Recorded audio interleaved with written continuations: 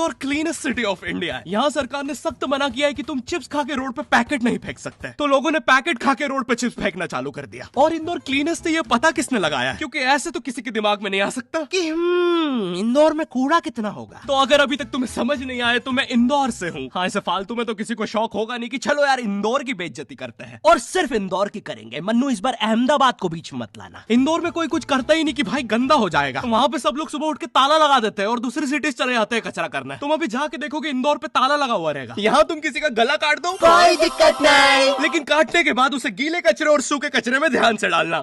400 लोगों को टपका दिया, 300 बच्चों को उठवाया, 5 बवासीर वाले अंकलों को पिटवाया।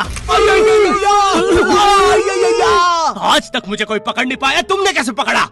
वो आपने ये गीला कचरा सूखे रहने दीजिए, मैं देख लूंगा। तो मैं इंदौर के एक पास वाले गांव खिड़किया में रहता हूँ। खिड़किया इतना छोटा गांव है, वहाँ एक वाईफाई नेटवर्क में पूरा गांव कवर हो जाता है। इनफैक्ट खिड़किया नाम भी उस वाईफाई नेटवर्क का ही था, तो गांव वालों ने सोचा यही रख लेते हैं। तो अभी खुद का चला लॉ हो गया मेरे गांव का नाम, किसी ने वो वाईफाई हैक कर लिया है। इतना छोटा गाँव है, तुम नॉर्मली भी चलोगे तो ऐसा लगेगा कि 80 की स्पीड पे जा रहे हो। चीजें इतनी तेज साइड से निकलती है। भाई यहाँ इंसानों के लिए स्पीड ब्रेकर्स लगे, और भागते समय तो हेलमेट पहनना पड़ता है। मेरे गाँव में लौंडे लड़के बोलते अपनी लोकेशन भेज, फिर उन्हें पता चलता है वो ऑलरेडी लोकेशन पर ही है। यहाँ जितने लोग हैं उससे ज्यादा तो दिल्ली में लड़कियों के मेल बेस्ट फ्रेंड्स होते हैं। इतना खाली गांव है, लोग अपनी ही गुंजी हुई आवाज से बात कर रहे होते हैं। भाई मेरा गांव मैन वर्सेस वाइल्ड के एक एपिसोड तक में है। दोस्तों, मुझे नहीं पता मैं ये कहाँ आके फंस चुका हूँ। मुझे तो ये भी नहीं लगता कि मैं यहाँ से जिंदा वापस जा पाऊंगा। यहाँ तो अपना मूत भी चैन से नहीं पीने देते लोग, वो भी आकर छीन लेते हैं। मेरे गाँव में हर जगह बेटी पढ़ाओ बेटी बचाओ लिखा है, जो की बेटियों से लिखवाया उनके स्कूल छुड़वा के। इतने अंगूठा छाप लोग पढ़ लिखने के बाद भी पेन से अंगूठा बनाते हैं। हाँ, पेन से फिंगरप्रिंट बनाने की कोशिश करते हैं। इनके सामने लड़की भी घोड़ी बनेगी तो उसे भी चराने ले जाएंगे। इतने गवारे मेट्रो की पटरी पे हक देते हैं। भाई मेरे गांव में जब अंग्रेज थे तब गुलामी भी वही करते थे, क्योंकि तुम ये गांव वालों से कुछ नहीं करवा सकते। यहाँ 3-3 दिन तक बिजली नहीं आती है, लेकिन फिर भी कोई खंबे से चिपक के मर जाता है। तो यहाँ पे एक 10th क्लास की कोचिंग थी, और भाई ये कोचिंग पूरी प्रॉपर थी। वो तुम्हारे मोहल्ले की ट्यूशन जैसी नहीं, जहाँ वो बालों में टावल बांधकर निक्कर स्लीपर में एक दीदी तुम्हें पढ़ाती थी। वो दीदी के घर पे इतने सारे बच्चे आते थे पढ़ने, दीदी को पता ही नहीं कौन क्या है। दीदी छोड़ो, बच्चों को नहीं पता टीचर कौन है। एक बच्चा पढ़ाई में अच्छा है, सब लोग उसको ही टीचर समझ रहे हैं। वो बच्चे ने अपनी अलग कोचिंग खोल रखी है बीच में, वो नए टीचर्स लेके आ रहा है। स्टूडेंट्स, ये है मिस्टर अब्राहम जी, अब से आपको केमिस्ट्री यही पढ़ाएंगे। वो दीदी के घर में दीदी से ज्यादा सक्सेसफुल हो गया है। दीदी अभी भी एक कमरे में है, उसने दूसरे कमरे में बिल्डिंग बना दी है। इतने छोटे छोटे बच्चे कोचिंग जाते हैं आजकल, और वो बेचारे आज और कल ही जा पाते हैं, क्योंकि परसों तो कोई ओमनी वैन में पकड़ के ले जाता है। इतना कंपटीशन आ गया है, बच्चे 6वीं 7वीं छोड़ के यूपीएससी प्रिपरेशन कर रहे हैं, और वो फिर भी फेल हो जा रहे हैं। हाँ, क्योंकि यूपीएससी वाले उधर 6वीं 7वीं के क्वेश्चन पूछ रहे हैं। एक क्वेश्चन था यूपीएससी का कि तुम कितनी बार 100 में से 10 माइनस कर सकते हो, और आंसर है एक बार, क्योंकि फिर तुम 90 में से 10 माइनस कर रहे हो। ये एग्जाम से आईपीएस पुलिस ऑफिसर बनते हैं। अब समझ में आ रहा है देश में इतना क्राइम क्यों है। आधा क्राइम तो आईपीएस वाले ही कर रहे हैं एग्जाम वालों को मार के, कि सालों 17-17 घंटे पढ़ा के ये पूछ रहे हो। तो मेरे गांव में जो कोचिंग थी, भाई उसका सर 10th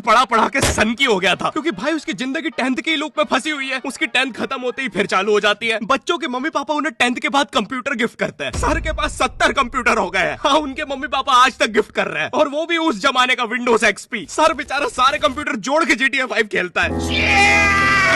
सर इतना 10th क्लास में है, वो कोचिंग के बाद अपनी कोचिंग की लड़कियों के सामने बाइक से स्टंट मार रहा होता है। देख कोमल, राज ने तो सबको पीठ पे कुत्ते मारे हैं, तू कोई नई नहीं है। शबाक, पीठ पे कुत्ते मारने वाला राज।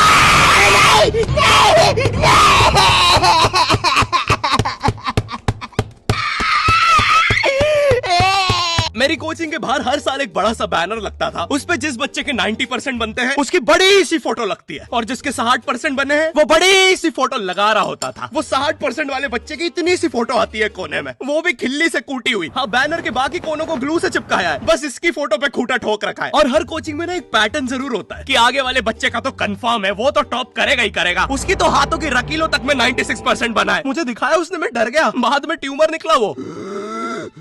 भाई तू इलाज करवा ले यार अपना। चलता है तू मुझसे। कोचिंग में पीछे एक बच्चा पिट रहा है, उसकी किताब में सर ने ड्राइंग्स देख लिया। वो ड्राइंग्स उसकी थी भी नहीं, वो जिस सीनियर की बुक थी उसने बना रखी थी। ये इसलिए पिट रहा है क्योंकि इसको आज तक लगता था कि गांधी जी घूंघट में हंसती एक औरत है, और नेहरू जी ये है नेहरू जी। इस बच्चे के हिसाब आते हैं हमारे बोर्ड एग्जाम्स। बोर्ड एग्जाम्स मिलते हैं हमें डिफरेंट सेंटर। प्राइवेट स्कूल के बच्चे जाते हैं गवर्नमेंट स्कूल में, और गवर्नमेंट स्कूल के बच्चे जाते हैं प्राइवेट स्कूल में। और भाई बहुत डिफरेंस होता है इन दोनों स्कूल में। प्राइवेट स्कूल के बच्चे बोलते हैं हमारे स्कूल के नीचे कब्रिस्तान है। गवर्नमेंट स्कूल के बच्चे बोलते हैं कब्रिस्तान के नीचे हमारी स्कूल है। गवर्नमेंट स्कूल की बेंचेस हमेशा हिलती रहती है। वहाँ के बच्चों की बुंड का बैलेंस ही वही हो चुका है। उनको तुम नॉर्मल बेंच पे बिठाओ वो उस पे भी हिलता रहता है।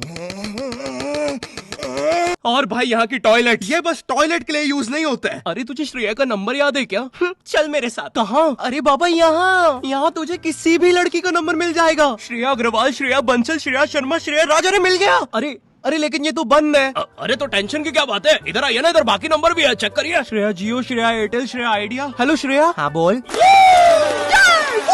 और बोर्ड एग्जाम से वो एक सरप्राइज इन्विजिलेटर चेकिंग होती है ना, जिसमें एक टीचर्स का ग्रुप बीच एग्जाम में रैंडमली आके तुम्हारी चेकिंग करने लग जाता है। एकदम से 5 लोग मिलिट्री की तरह अंदर घुसते हैं। पूरी क्लास में स्मोक कर दिया है। एक तो अंडर कवर बच्चा बन के ही बैठा था पीछे। मैं यहाँ 15 मिनट से उससे क्वेश्चन पूछ रहा हूँ। मेरा ना इनसे बस एक क्वेश्चन है, भाई आराम से भी आ जाओगे तो क्या दिक्कत है? तुम्हें चीटिंग ही पकड़नी है ना, अंदर दाऊद थोड़ी ना बैठा है। इतना सीरियस चेकिंग कर रहे हैं, जेब चेक कर रहे हैं, जूते उतरवा रहे हैं, कुत्ता लाके ड्रग टेस्ट से चालू कर दिया। और गवर्नमेंट स्कूल के बच्चे इतने हरामी, वो लोग भी चीटिंग में नहीं ड्रग टेस्ट में फंस रहे हैं। कुछ भी हुए जा रहा है, पीछे दाऊद मिल गया है उनको। हाँ वो 10th क्लास ओपन से कोई भी करने आ जाता है। करनी होगी दाऊद को 10th, मुझे क्या पता, अनपढ़ गैंगस्टर अच्छा लगेगा क्या? और बोर्ड्स के रिजल्ट के टाइम पे हमेशा एक गरीब बच्चा न्यूज पे छाया रहता है, हाँ, जिसने स्ट्रीट लाइट के नीचे पड़ के फिर से टॉप कर दिया है। एक तो साले ये गरीब बच्चों का ना अलग कंपटीशन चल रहा है। ये साले हर साल गरीबी में टॉप करने का नया रिकॉर्ड बनाते जा रहे हैं। इस बच्चे ने स्ट्रीट लाइट के नीचे पड़ के टॉप कर दिया है, इस बच्चे ने तो पत्थर की चिंगारी में पड़ के टॉप कर दिया है, जब बिजली चमकी थी तब जल्दी से पड़ के टॉप कर दिया है, जुगनों की जगमगाती जुगनी में टॉप कर दिया है, गरीब की आंखों में आई उम्मीद की रोशनी में टॉप कर दिया है। अरे भाई जब इतने गरीब हो तो एग्जाम का फॉर्म भरने के पैसे कहाँ से आ रहे हैं? अब इसकी जो जल रही है उसमें भी पढ़ के टॉप कर दिया है।